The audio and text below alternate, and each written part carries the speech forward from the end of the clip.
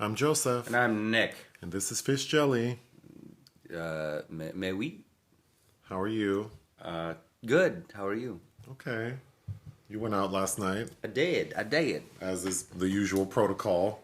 Okay. Where did you go? Let's not shade me. I went to Precinct, downtown LA. How was that? It's fine. It was, I guess, a free Britney night. Oh. Which it was, I think the DJ did a good job of giving us more than just Britney, because it was a lot of Britney for me. But it was also Gigi Good's birthday. Gigi Good. Who's there. Oh. Serving a look? Yeah, she looked good. Did she perform? She did, but I didn't see that. Oh. All right. Well, this week was a little less busy. Yes. Because we sold our house and we found a house. Mm-hmm. So we don't need to continue looking. So fingers crossed, everything goes as planned. Yeah. But moving on, Lady Gaga won an award for House of Gucci. House of Gucci. We have to save the House of Gucci. Which is I don't even know. I don't think her performance was terrible. Like, I think her acting was fine enough. I don't think that movie worked on any level. So she wasn't the worst part of the movie. No, but it was the New York Films Critics Association that hopefully LA will not follow suit. Yeah, interesting. But I guess, whatever. Congratulations, girl. I was reading, Alec Baldwin did another interview, a television interview about the shooting on the set of that film Rust. And he needs to stop. The district attorney for whatever county in New Mexico is handling this said that, basically he needs to shut up. And based on the comments, he said that she's going to use, everything she can to the fullest extent of the law to make sure, everyone involved is in trouble. And she emphasized that because I guess in the interview, which I did read, but now I can't remember all the details, the language he uses kind of, makes it seem like he's not responsible. Yes. But they're saying, the district attorney's office is anyone on that set who handled that gun, including the person who was holding it and shot it, is culpable for what happened. So it's just such a, whomever advised him to do this interview, I think that was poor advice. I think he just needs to be quiet about it. Yeah. Yeah. Just let this shit, I don't understand why when things like this happen. Certain scenarios, I can see why notable people, the PR machine gets to work. But in this instance, it's just I would just lay low. Get some rest. Drink some milk. I don't know. But poor Alec Baldwin. And then did you see Chris Cuomo was fired from CNN? I did see that. That's been kind of... It's been bubbling. Yes, it's been bubbling. Yeah, so they finally, after an investigation, which I was reading the details of, are kind of vague, but basically saying that he, at minimum, abused his influence and resources to sort of assist or aid his brother, the ex-governor of New York, with his sexual misconduct charges. I guess feeding him information on how things are going to play out. It doesn't really make sense to me 100%, except that, not in the sense, I can see why CNN thinks that it's not a good look and he may have violated, company policy by doing that. So in that regard, yes, he should be fired if he broke company policy. But anyway, did you also see Madonna's mad at 50 Cent? Oh, over what? Last week she posted those pictures. Did you see them? Where her, so she had posted some pictures of herself with her nipple out. Oh, God. Okay. Which is kind of stupid because I saw those pictures before they got taken down. They got taken down pretty quickly. But I follow her on Instagram, so I saw them. And there were 6 or 7 pictures. And 4 of them showed her nipple. But one of them, she puts a star over her nipple, to censor it. Meaning that she knew that she shouldn't show her nipple. Okay, so Instagram takes it down. Then she reposts all the pictures with her nipple covered and then some message about censorship. which to me is bullshit because you know the rules. And yes, I think it's ridiculous that a man can be topless, but a woman can't. Because really, it's just like, you know, regardless of gender, like we all have titty meat and areolas. So why is it that some people can show? I mean, I have larger breasts than some women. You know what I mean? And some, but you know what I mean? Some men have more titty meat than people who identify as women. So it's just so stupid. So I understand that part, but also when you enroll on a platform like Instagram, you accept the terms of use. And it says you can't, if you're present as female, cannot show certain things. Right. So whatever, that's stupid. But then 50 Cent posted something about like, he reposted the picture of her where her butt is sticking out from under the bed, saying something like, basically she needs to get her old ass up, but who's going to help her get up? And so then Madonna posted something like a picture of them from 2003 saying, I thought you were my friend and blah, blah, blah. And I guess this is how you get attention nowadays. It's just being like an internet bully. Which he is. And then he responded saying like, you know, sorry this upset you so much that you had to dig up a picture from 2003. Like, bitch, we ain't friends. So it's just, 50 Cent annoys me because he is a bully. And then it's like, Madonna, first of all, why are you posting pictures like this? But you do whatever you want to do. And also, you're Madonna. You don't need to respond to anyone. Well, who cares what he thinks? Yeah, like, you don't need to respond to anyone. So I just thought that was wild. Okay, moving on. For whomever watches like the versus battles, I really enjoy them. And not the most recent one. The most recent one was 3 6 Mafia and Bone Thugs and Harmony. And apparently there was a fight, but I haven't watched it yet. I will. But the one before that was Stephanie Mills with Chaka Khan. Yeah. And you watched some of it with me. Yeah, it feels imbalanced off the bat. Okay, so Stephanie Mills, they're similar in age. Stephanie Mills is 64, Chaka Khan is 68. Chaka Khan is an icon, like on her own as a recording artist and with Rufus. Like I can name a dozen songs people should know. Stephanie Mills, I'm very familiar with, but I would say she's definitely not at the level of Chaka Khan. So this to me seems like one of the most imbalanced versus battles to date. But people probably know her best. She won a Grammy for her song Never Knew a Love Like This, which I think... That's a huge song. It's a huge song and was in... it's in a ton of movies. Yes, and the television show Pose, Season 2, Episode 4, which I think is some of the best television ever. It ends with a character performing to that song. So... great song, but that's probably her biggest. And then she's also known for playing Dorothy on Broadway in The Wiz, like in the 70s. So her rendition of Home is very popular. So I know who Stephanie Mills is, but I couldn't believe they pitted those two together. But what was interesting about this versus battle is, first of all, Stephanie's like energy level and her sort of clarity is leaps and bounds above Chaka Khan. I'm 100% certain Chaka Khan was inebriated. She seemed fucked up. Oh my God. Like, it was really awkward because Stephanie Mills had to help Chaka Khan. Yeah. Like, physically and with her music. And Chaka was looking at her, like, and saying, help me with this song. So I would say Stephanie Mills sang about 50% of Chaka Khan's songs for her. Then somebody had to come change her shoes. And at one point... Chaka looks great. She's wearing these stiletto heels and looked like she was about to tip over. So then someone comes and changes her shoes to like these boots. And she still was like wobbling all over the place. That was really awkward. But throughout the battle, they kept talking about how they're sisters. Like you would think these two are so close, like inseparable. And then at one point, Stephanie Mills... has a child she had later in life, and the child has Down syndrome. And at one point in the performance, she brings her son out on stage, which was a really sweet moment because he's dancing with her. And I don't know if it was because Chaka was drunk, but she was looking at that boy like she just saw like a magical creature.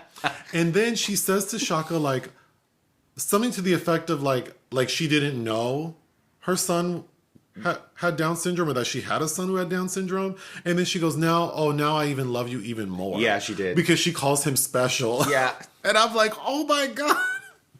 First of all, aren't you two sisters? How did you not know this lady has a special needs child? And then the way she looks at him like she can't believe that that's her kid and that she calls him special and then says, I love you even more. Yeah, I don't know if she just like is on some medication she's not supposed to be drinking on and they decided to whoop it up before. But that was a train wreck. It was entertaining. Also, it took forever to get the show started because they spent an hour like highlighting female DJs and there were all kinds of technical issues and I don't know. These versus battles are getting out of control because they've evolved from like just like two artists sort of playing their music to all of a sudden now these artists have to perform a mini concert, like performing over their tracks, which generally doesn't even sound great because, yeah. So it's a weird thing. I enjoy them, but it's online. Check it out. Okay, Canada's Drag Race, Season 2, Episode 8. This one was where the top, the 5 remaining contestants had to take 2S LGBTQIA+. That's a new acronym that I learned of. The 2S in Canada, I guess they represent two-spirit people. Which is great, but also... it's a lot. Also, why we need to go back to umbrella terminology and acknowledging the intersections underneath that umbrella. It's just a lot. The acronym's a lot. It is a lot. I think we could find something, the homosexuals could definitely come up with something that's better for brand marketing than... It's not elegant. Well, it's also not consistent depending on who you talk to. Right. And then for a lot of non-queer or trans notable people who talk about these issues, it's always very awkward hearing, someone like Oprah Winfrey try to use the acronym, and it's just like you can tell they're really focusing on saying it correctly. Yes. I think we need something that rolls off the tongue a little bit better. I personally like the term queer, but I know a lot of trans people don't. So, yeah, we need to find a word or even a letter that, like, let's just reduce it to a letter. But anyway... the 5 remaining contestants had 2S LGBTQIA+ teenagers come on, and they had to like make them over for a prom. And the concept was like because a lot of queer and trans youth don't get to have a prom because they're often bullied out of it or not allowed to present how they want at the event. Right. So I thought the gesture was lovely. My biggest critique of these types of makeover challenges on Drag Race is that the people never, how do you say this? I think the people they bring on, like when they make over veterans or family members, it's always like... There's some that are a better palette to paint on. That's a very nice way to put it, yes. But it's like, okay, some of them are like really attractive. Like 2 of the guys, who I think identify as male, were very attractive. Then you had a woman, 2 non-binary people who, not that they're not attractive, but clearly like they don't present in sort of a glamour puss type of way. So they were super awkward. Although one of them did end up helping win the challenge. And then there was a black trans woman who does drag. Yeah, that's... So she was perfect. My critique was that, so she's going to knock it out of the park because she's got an unfair advantage. And she did. And the reason she didn't win is because the drag queen who was paired with her, Isis Couture, no, is that her name? Yeah. Isis, yeah. The concept was like mother-daughter, and they didn't look like, their storyline didn't make sense. But I don't like that they do that. Like you can't have people with varying skill level or aesthetic appeal. Like, it's just super unfair. But anyway, I thought that there were a lot of sweet moments with these young people talking about their experiences and how much the show means to them. In the end, Pythia won, which I thought was a good choice. And who was sent home? Adriana. Oh, Adriana. Who they keep saying her fashion and everything is so great, and I just don't... Here's the thing. When we get to this point in any of these competition shows, they all start doing that. About like all of a sudden, It's like, wait, 3 weeks ago you were In the bottom in the for bottom, looking toe up. tearing her apart for this, and all of a sudden it's like, oh, she's so multifaceted. Yeah, it's so weird. It's like you have be. Yeah, because if you, as a judge or as a production, if you allow someone to get so far, it's like, well, to maintain the integrity of this show, you have to acknowledge this person is talented enough to make it this far. But then when you look back at all the critiques, it's like, well, Jesus, how did she even get this far? It's kind of like the Candy Muse syndrome. It's like, how did that happen? But anyway, next week we'll have our top 4 doing some shit. Okay, then there's a new show on Paramount Plus in the Drag Race universe called Queens of the Universe. The Drag Race universe. Well, that's what it is, right? Yeah. So it's like Marvel now. Yes. It is. They now have a singing competition. The never-ending story. They have a singing competition for drag queens, kind of like... how would you describe it? Well, I mean, it's only... So the first 2 episodes came out, and it's like American Idol. Or whatever. I don't watch any of those things. The Voice. Well, not the... No, because The Voice, there are judges who you get to be on teams. This is more like American Idol. Okay. So the show is hosted by Graham Norton, and the judges are Michelle Visage, Vanessa Williams, Leona Lewis, and Trixie Mattel. Vanessa L. Williams, please. Well, she uses that in her acting. I know. So yes, Vanessa L. Williams. Former Miss America, Grammy, Academy Award winning singer. Talented actor. I guess notable. Actor. I think the only reason to really stay tuned to this. Okay, well, let's talk about the judges. So of course, Graham Norton we think's funny. Yeah, I like and Graham. I think makes a great host or judge. But in this capacity, he's just the host. Michelle Visage obviously is a very qualified drag judge. Yeah, and she gives helpful critiques. She does. More than I was expecting to hear from her. Yeah. Well, she is a singer, although she doesn't really, for someone who always talks about how she sings, we don't ever really hear her singing. I know she's dropped a song or 2 and been featured on RuPaul tracks, but we never hear her strong voice. I've seen her perform in drag shows Work the World. She'll be a host, and she's done some numbers, and she does have a nice voice, but I've never heard her sing.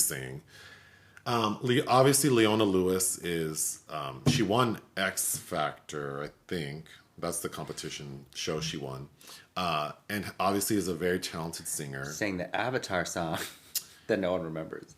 Yeah, and Bleeding Love's a great song. I like Collide, but I think her sampling that Avicii Levels track got her in trouble. I think there was a big sort of legal thing about that, and then she went away for a while, but she's back. She's gorgeous. Yeah, she's going to be like the Paula Abdul, can't say anything negative. See, I don't know. I almost think Trixie Mattel was more Paula Abdul-ish. Well, okay, so Trixie is there because Trixie is, chart topping, recording artist. Chart being probably I think she's folk. Yes. Yeah, she's had a #1 album in the folk category. But she's really there to critique the drag of these contestants. And I think she did a fine enough job. And then, of course, Vanessa Williams. Who I'm not standing up for anyone. She went to Syracuse. Yeah. And I believe she has a BFA. She's clearly the most, technically knowledgeable. And she's just, Vanessa Williams is big time to me. Oh, yeah. She's big time. So to have her critiquing these people, I think is pretty major. Yes. And probably the most qualified. All right. The first episode, they bring out 7 contestants, which seemed kind of small because the prize is $250,000. So the 7 contestants come out. They each sing a song. The theme was "This Is Me," so perform something that shows us who you are. Then episode 2 is another 7 queens. I was impressed by all of them except one. Jujubee. There were a couple. But Jujubee is iffy ones. But yeah, Jujubee was. So Jujubee's been on Drag Race season 2. Yes. And then All Stars 2, and then All Stars 4. Yeah. And we have heard her sing live before, and it wasn't great. It's okay. Well, her first time was a train wreck. The second time was okay. But we had already heard 11 queens sing the fucking roof off. Right. And so it's like, I don't know why Jujubee will come out here and embarrass herself. And she surely did. She came out there dressed like... she was the most plain of all the queens. She comes out and sing Ariana Grande's I'm So Into You. And it was so flat. It was very flat. So awkward. So all 14 queens are up there. And the judges say, well, we can only keep 8 people. We're getting rid of 6. And they get rid of 6. I was fine with all 6 they got rid of, except Lavoie. Well... But then, at the very end, we see that, like, after they've sent the 6 home, we see all the judges going, like, we made a mistake. And then Vanessa Williams is like, well, we need to do something. And then it's, like, so overly produced and fake. We can do whatever we want. We're the judges. But... Well, actually, I think the producers might disagree with that. But, yes, it's very much of shows of that ilk. But I have to say, I was thoroughly impressed by the singing of these queens. Yes. Like, and I will definitely be watching the... And I love how Vanessa would be like, that song's been done to death, but you did a really good job. Or she said, like, someone sang At Last and did an amazing job. And Vanessa was giving them high praise. And she's like, I hate that song. Yeah. Everyone sings it. No one does it justice, but you actually did. But I feel like Vanessa's going to be a great judge. Or the first performer did Amy Winehouse, and she's like, oh, you made this sexy. Because Amy couldn't. Like, Jesus. Yeah, I think I'll really, really like Vanessa Williams in this show. And again, these queens are so talented. So yes, and I like that because what's the American Idol? Like all the gay contestants that came through that, I think were always their queerness was diminished. Like Clay Aiken, obviously, and or even Adore Delon. There have been so many queer people on that show. Adam Lambert. Yeah. Yeah. So it's nice to see these super talented people getting to perform in their natural habitat. Right. That don't. It's not where it's using the parameters of Middle America, but isn't expressly for them. That being said, I don't know like how many singing drag queens are there. Like, well, see, that's where it's. You're going to get some bitches that are like, I am not a drag queen, but I'm a singer, so I'm going to do drag. Well, because some of these queens, like, because, before each one performed, we would get a little montage of who they are. And some of them, it seemed like, I don't think you have a drag career. You're a musical theater I think you're a musical theater queen, and you just slapped on a wig and some makeup to be on this show. Mm-hmm. But that being said, I don't mind it. I mean, when you think we have shows like The Masked Singer... but like I said, I don't watch any of that. So. No, but this is, I do. So this is far more entertaining for the likes of me. So I would recommend it. It's on Paramount Plus. But anyway, we can move on to films released that you didn't cover. I need to take a bathroom break. Do you want to start with The Power of the Dog? No, I'm not going to start with that because I feel like we need to talk about that. But anyway, I'll start with. You go. So Flea was a Sundance film that's actually an animated documentary, and I haven't seen it. But it is about an immigrant from Afghanistan who moves to Denmark as a child, and 20 years later he's living with his boyfriend, and it's my understanding that some secrets come out that are haunting. So I didn't have time to watch this week, but I really want to. And then, of course, there's a new Diary of a Wimpy Kid. I had no interest in that, even though we had a screener, and I actually don't even know anything about that at all. And then Paolo Sorrentino's The Hand of God.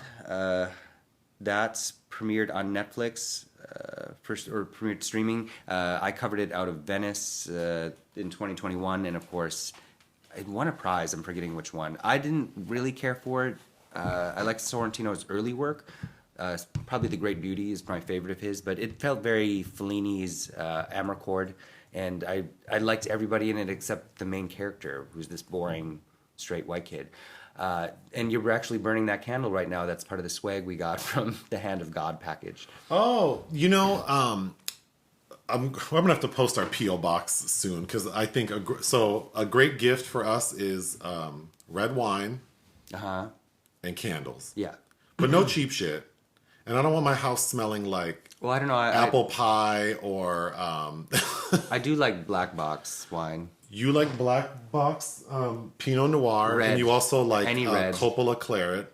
Coppola Claret. That's the one that has the gold netting around That's it. not why I like it. It has a nice No, robust for flavor. people, like, when they go get it, they'll know it's that one. That's what I'm saying. But yes, candles. Something a little more elegant. I like musky, spicy things. Some good references from fragrances I like are Santal 33 by Le Labo.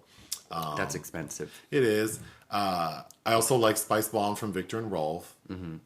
Chanel Blue. And then there's a new fragrance by the company Toomey, who make bags. They have one called, oh my God, Continuum. It's new. That shit smells so good. But anyway, yes. References for when people send us gifts. You just rattled all those off, and wow. What your brain chooses to remember, Scrabble, cling on to. And then of course... Oh, speaking of that, the reason I discovered that Toomey fragrance is because I had to go get a bag. Because the past month or so, I have been I'm known for misplacing things, but it's gotten really bad. Yeah, I'm definitely gonna have early on stage or onset Alzheimer's. I had to do some detective work to find your ID and track down where we went on Thanksgiving. Yeah, and then I just lose. Yeah, so now the last week or so, I've been carrying around this Toomey bag with my important things in it. And what letters did you have inscribed on that bag? Oh my God. So I got this bag. It's a nice bag. So it has room to be engraved. It's so the sales clerk at the Toomey store was like, oh, you can have your bag engraved. What would you like? And I believe my sales associate was a trans man. Okay. Or a very butch lesbian. Okay. But she was definitely queer. She was part of the 2S LGBTQIA+. She's under the same umbrella, Ella. And so I was like, oh, can I get something inappropriate? And she's like, sure. So I got the letters F-A-G. You got the F slur. I got the F slur on this bag. You can send a copy. You can send one to Matt Damon. Yeah. Oh, I should send a picture of it to him. So I'm waiting for someone to be outraged over it. Also, since I just came back from the bathroom, I feel like this should be a PSA for benign prostatic hypertrophy, which is an enlarged prostate, which is why I have to use the bathroom all the time. Yeah, road trips are very difficult. But all you men out there, get your prostate checked. It's important. Yeah. So next on the list is The Power of the Dog. I already talked through all that. You talked about Diary of a Wimpy Kid? Yeah, I know nothing about it. Oh, I was just going to say that I used to work as an educational assistant at a middle school. Yes. In the special ed department. But I also would do remember how I would have to do after school? Mm-hmm. Which the money was really good because if we stayed after our allotted time, because it was a union job, the pay was double. So it was really good money to stay after for an hour for all these after school programs. And something that I learned working for the school district, and for all you people out here worried about the president, the states are allotted money by the federal government for education, and then the state allocates it to different school districts. And then it's your school board that decides where this money goes.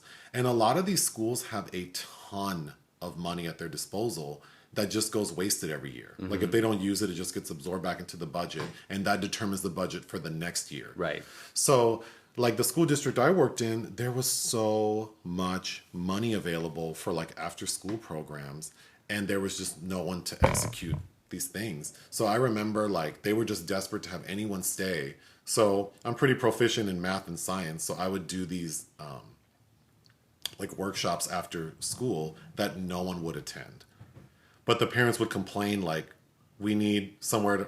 Basically, all these parents want somewhere their kid to be able to stay after school because they don't want them to come home. Yeah, they need babysitters. So all of my math and science tutoring sessions turned into study hall, which then morphed into movie time.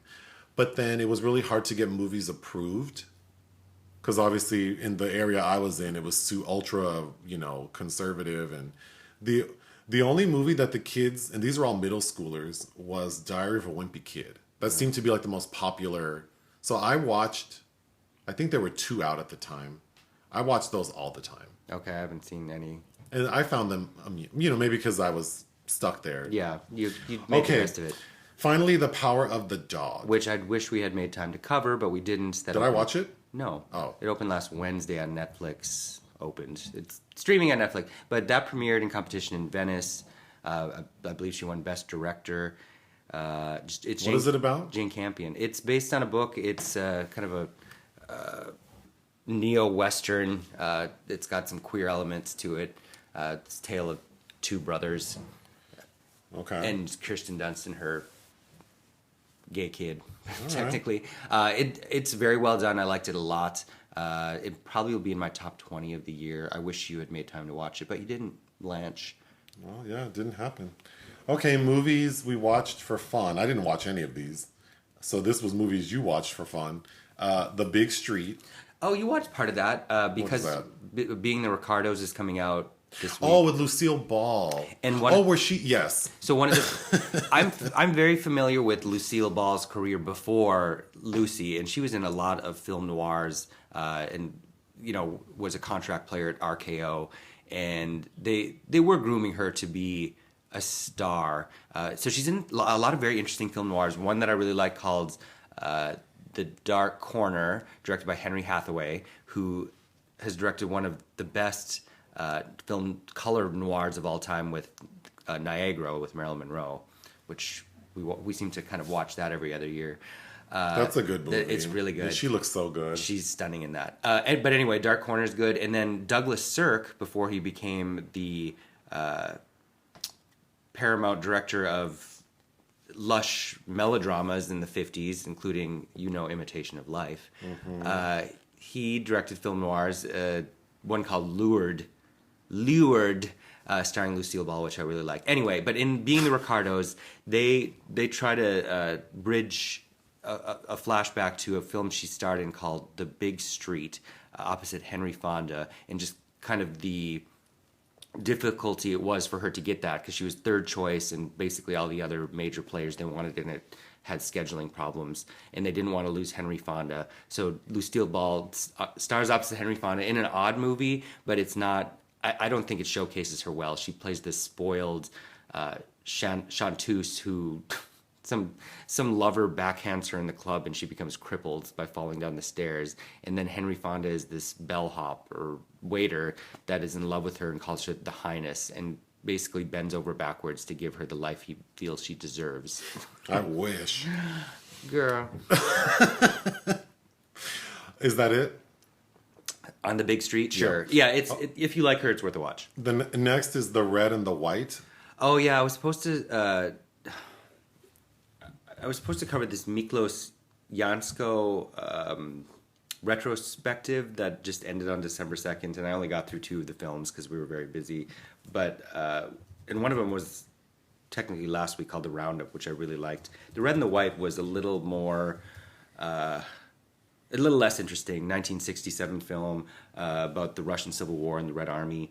I think it's based on a novel. I can't remember the author now, but the restoration was beautiful. It looked great. So I still kind of hope to watch the rest of those things in that, because that's one of the most notable Hungarian filmmakers of all time. But I prefer The Roundup to this. Next is MMA. MMA. So in order to not mixed martial arts. No, not MMA. Like Emma. No, now I'm laughing because what did you say the other day that I thought like chicken feet or? No, we were watching a trailer for the movie we were about to talk about, and somebody said that she's the hottest chick in town, and it's like chicken Oh, and town. I thought I heard Chicken Town, and it took me a while to understand that it was a chick in town.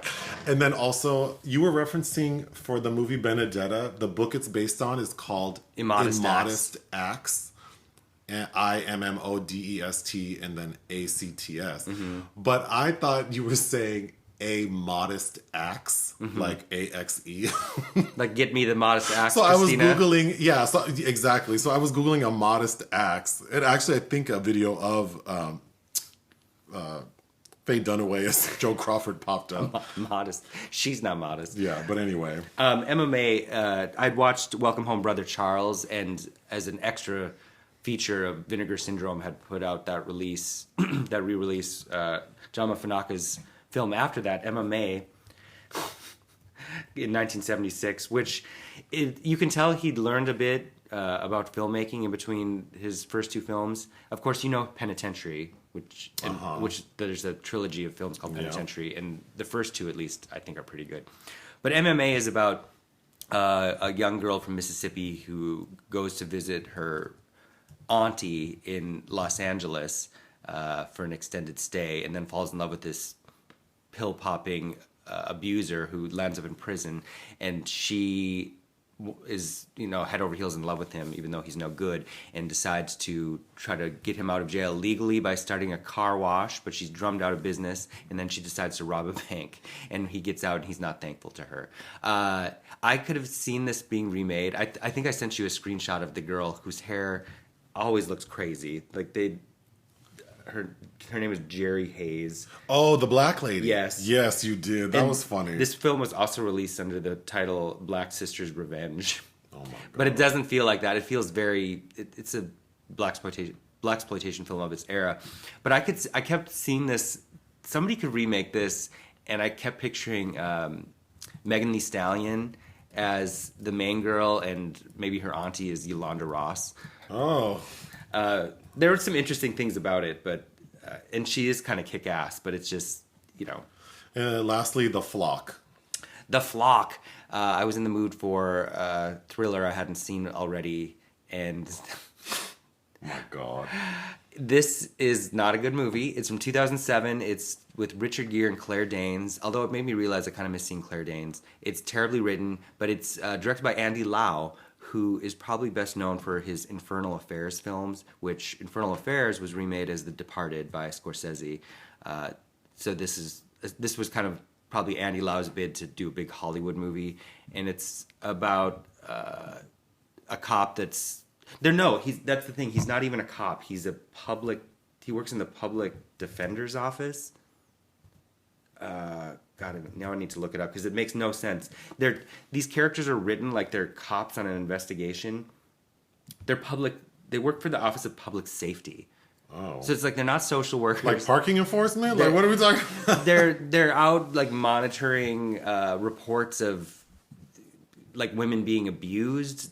That I would assume you'd be working in conjunction or at the behest of the police, but they're out doing their own thing. And Richard Gere is being forced into retirement, and he's training his new protege, Claire Danes. But secretly, he's going out and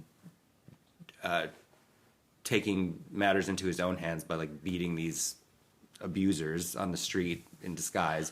Avril Lavigne is in it. She has one scene. Oh God. As a victim. It's just not good. It's.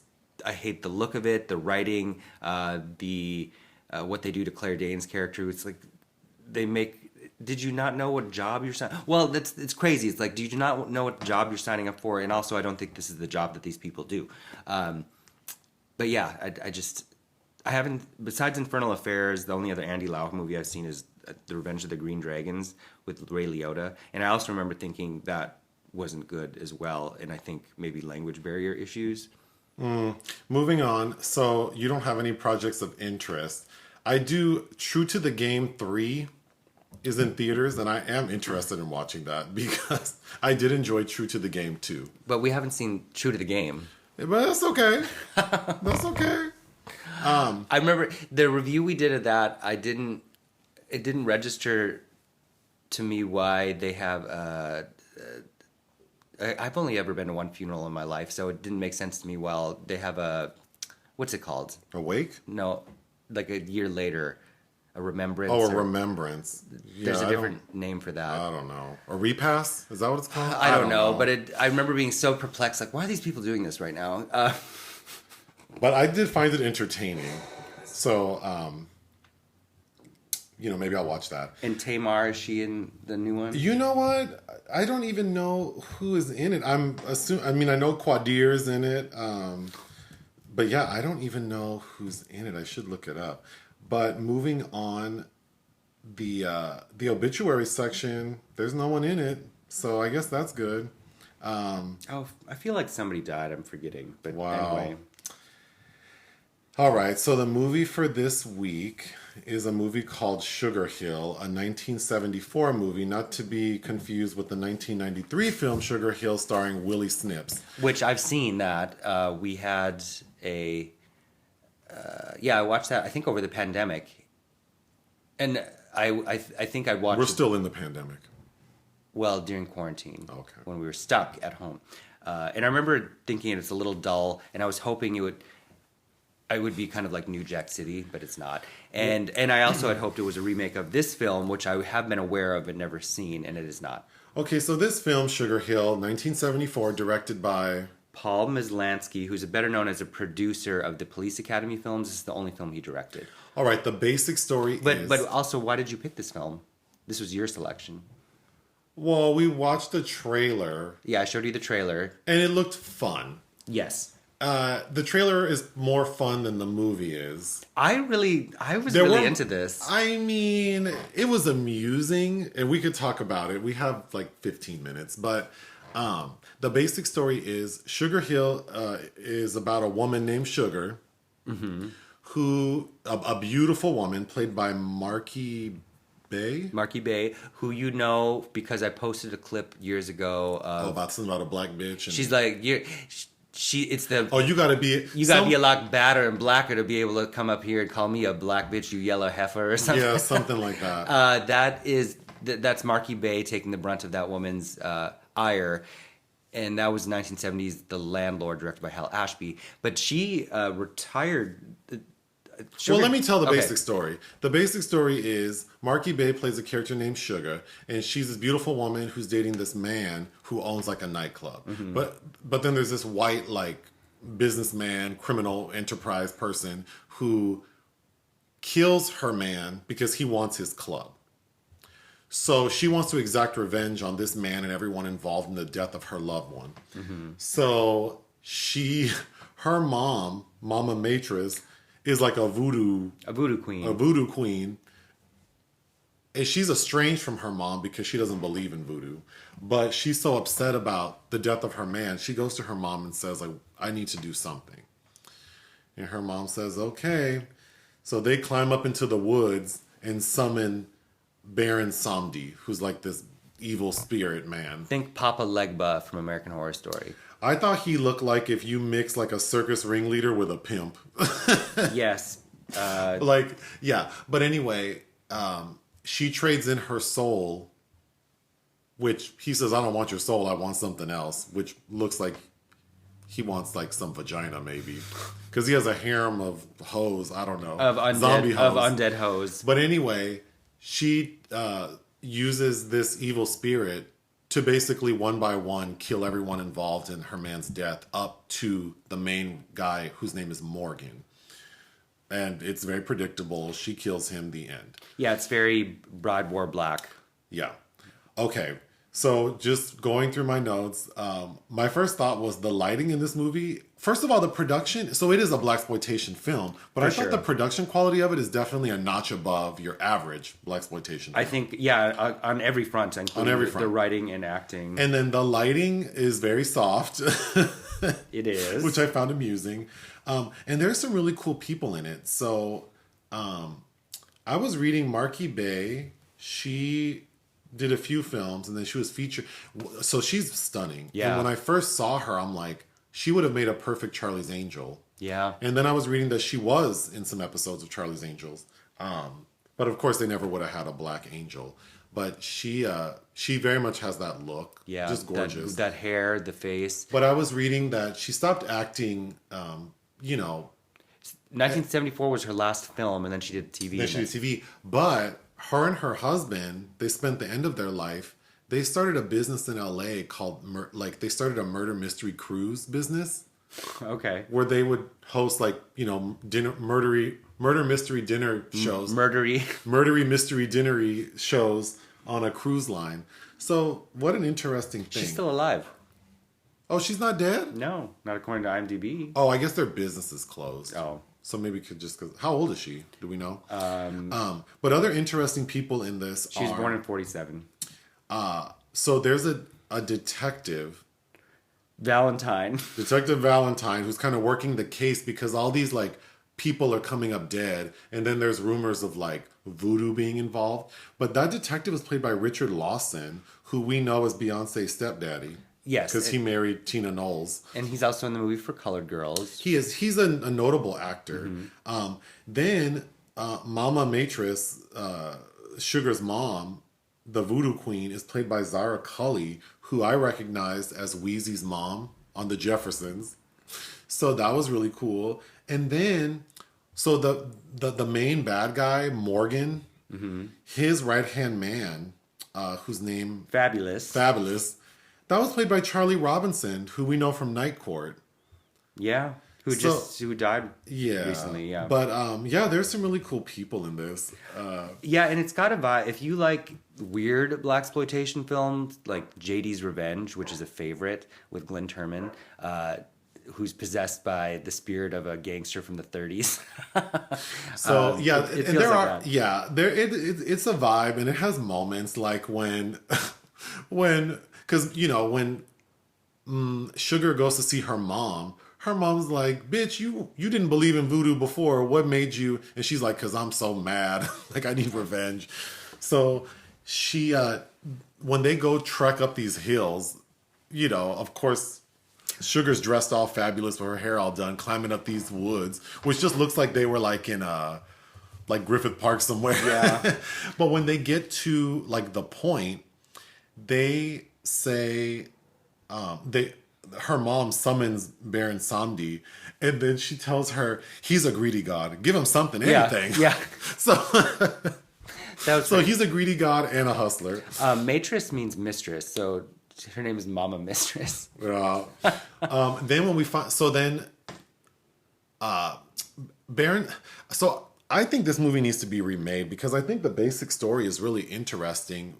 Kind of like it could be like Candyman. Or that movie Bad Hair. Or The Craft. Because this evil entity who helps her, he does it by summoning these zombies.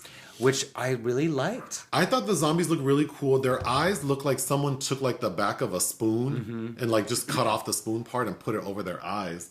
But I thought the zombies looked cool. I thought the idea of this like evil spirit, he sort of follows Sugar around.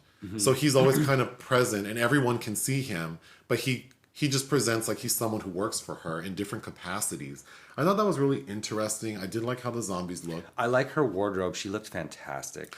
Her hair. Her hair and her wardrobe in every scene was like... Yeah, her hair looks great for the era. Because we see her like in an Afro puff, which looks really cute. She's snatched. Her little outfits are really cute. And then she has like it looks like a press and curl. Some moments it looks like it is actually her hair or some of it left out, and then sometimes looks like a wig. But even then it looks really nice. She had a way of speaking in this role. Oh, yes. That was reminding me of either Liz Taylor or even Anne Margaret.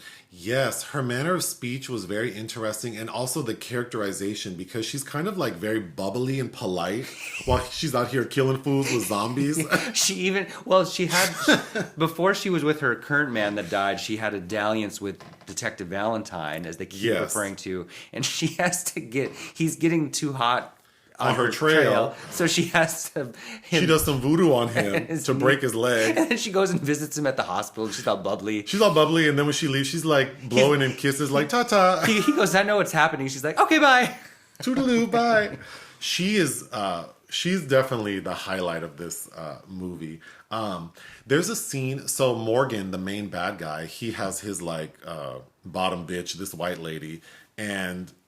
She's very racist, the white lady. Because Morgan likes Sugar. Because what straight man wouldn't like Sugar? But his little white girlfriend doesn't like Sugar and keeps calling her the N-word and is very resentful because obviously Sugar's a badder bitch than she is. But there's a scene where this woman's name is Celeste, goes to visit Sugar at the bar she owns. Because her man left the bar to her. And the whole plot is that Morgan, in addition to... Sugar trying to kill all the people involved in her man's death. It's also Morgan trying to buy the bar from Sugar and like kind of like intimidating her. But Celeste goes to visit Sugar at the bar and they get into a fight. And then the bartender of this bar Sugar owns is just standing there watching. Yeah. He does nothing. He gets her a bucket of ice. At the very end, when Sugar knocks Celeste out, the bartender gives her a big bucket of ice to throw on her. Like... I thought that was funny. Also, Sugar works as a photographer. Yeah, randomly. A Like a lot of women roles then, like Stepford Wives, Well, what's the one where Eartha Kitt is like, Friday Foster, and she's like the 3 seasons of SEX. It's kind of like that, but the first time we see Sugar shooting the models, Where she's like, I said Kalahari Sunrise. that's from that Eartha Kitt movie. No, in this movie, the first time we see Sugar shooting the models, first of all, these models look raggedy and they won't stop moving. They look like jumping beans.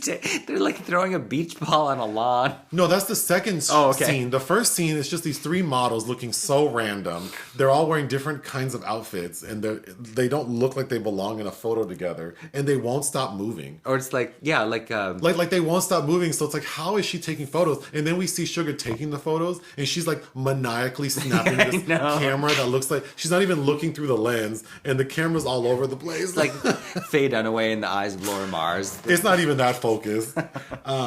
Okay, then Detective Valentine is doing his research, and he believes in voodoo. And at one point, he goes to the Voodoo Museum and Research Library. Yeah, there's a big sign. It's like a like, God, this is really a problem it's like the here. Smithsonian. There's a scene where one of the bad guys who's about to get killed visits Sugar's spot, and we see a killer chicken foot. Like, there is a chicken's foot with like some kind of ornamentation on the top of it that is like animated to like kill this man. Yes. I thought that was really funny. I thought that looked really good. That also reminded me of a scene from The Deep, which is by the author of Jaws and was adapted by Peter Yates. And there's a really interesting voodoo scene in that with chickens. There's another scene where Fabulous, Charlie Robinson's character, the scene where he gets killed, he goes to like a massage parlor. Yeah, every Thursday he goes. Every Thursday he goes, and Sugar like pays off the owner to like, she wants to play a practical joke, she says. And really it's just the zombies like massaging him. But then he's like, ooh, your hands are cold. Oh, your nails are rough. I don't like that. Go easy on me. Stop that. And then they kill him. I thought that was a fun scene. That was pretty good. Then you kept commenting, Morgan, the main bad white guy, we're like in his lair or whatever.